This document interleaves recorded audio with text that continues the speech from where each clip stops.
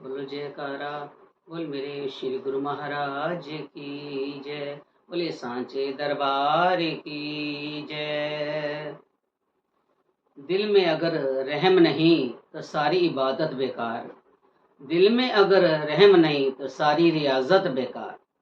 इसलिए महापुरुष कहते हैं दिल के अंदर हमेशा हमारे रहम होना चाहिए। दूसरे के प्रति प्यार भाव उपकार की भावना होनी चाहिए।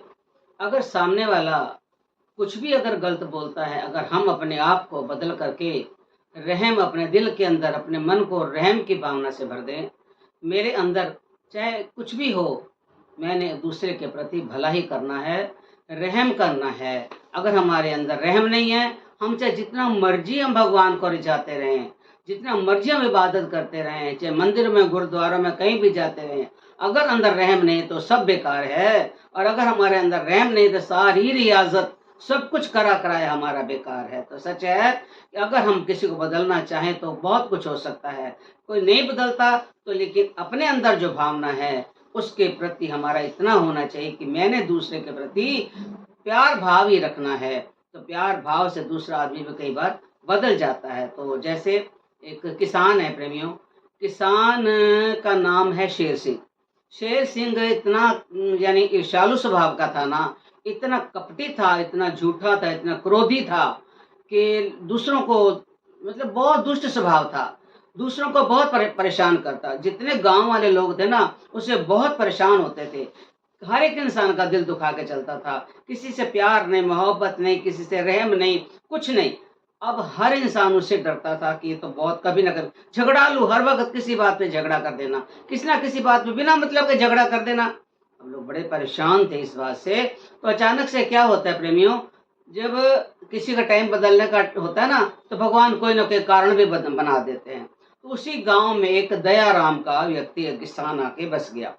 अब दयाराम को लोगों ने समझाया कि महाराज आप नए आए हो इस गांव में, लेकिन इस शेर सिंह से पंगा मत ले लेना कभी भी, बहुत झगड़ालू है, आपको परेशान कर देगा। वो कहता कोई बात नहीं, करेगा तो देखी जाएगी। ऐसे होते होते कई दिन निकल गए। तो एक दिन शेर सिंह ने क्या करा, जान के दयाराम के खेत में बैल छोड़ दिए। बैल छोड़े, बैलों ने तो करना था, सारी घास वास जो खेती खड़ी थी सारी खराब करने लगे। दयाराम को जाके किसी ने कह दिया कि आपके खेत में तो बैल घुस गए।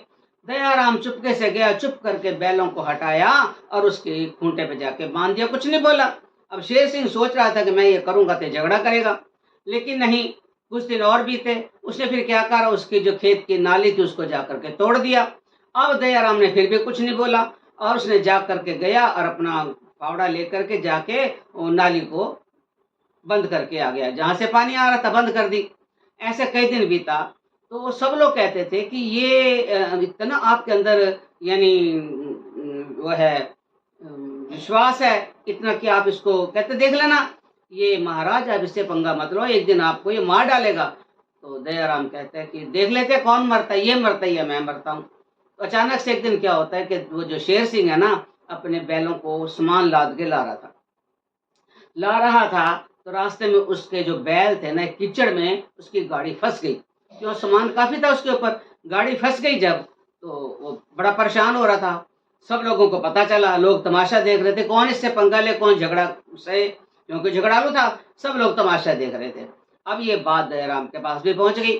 दयाराम ने क्या करा, अपने बैल खोले, उसके पास चला गया। तो वहीं से कहने लगा कि नहीं, मुझे नहीं चाहिए तुम्हारी ये दया वया, अपने ले जाओ अपने बैल। उसने कहा तेरे बैल कमजोर हैं, ऐसा कह करके उसने उसको टाल दिया। लेकिन दयाराम ने फिर भी अपने बैल खोले, खोल करके उनके बैलों को खोल करके कमजोर बैलों को खोला और जाके एक तरफ बांध दिया, अपने बैल उसकी गाड़ी में जोत करके जैसे धक्का लगाया, क्योंकि उसके बैल तो बड़े हष्ट पुष्ट थे। उसने एक धक्का लगाया, गाड़ी निकल करके बाहर चली गई। तो ये देख करके लोगों ने कहा कि महाराज तो आप तो कहते कल ये मर जाएगा, तो ये मरा तो है नहीं। तो कहते हैं देखना सुबह।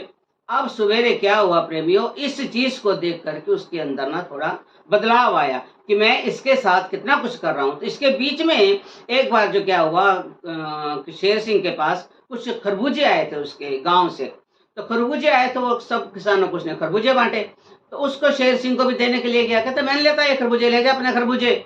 मेरे को तो, मैं को भीख मंगा थोड़ी, ऐसे कहकर वो भी टाल दिया। लेकिन दया राम को बिल्कुल भी क्रोध नहीं आया, कितना मुझे कितना अपमानित करा है, उसने कुछ नहीं कहा उसको। तो जब बैल निकाल करके बाहर करे, तो जब सवेरा हुआ तो दयाराम जब वहां गया, उससे मिलने के लिए गया हुआ, तो फिर भी उसके अंदर ये नहीं था कि मैंने इसके बैल बाहर निकाल दिए।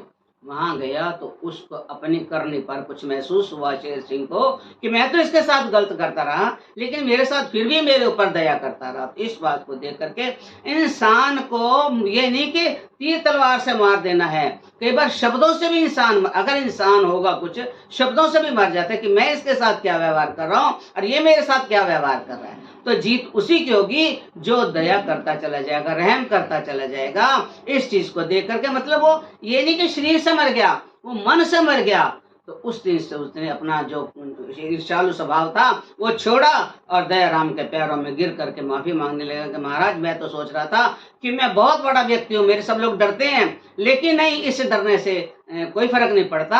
आपने दया करके मेरे ऊपर मेरे जो स्वभाव को बदल दिया, तो मैं इस चीज का आपका एहसान मंद हूं प्रेमियों।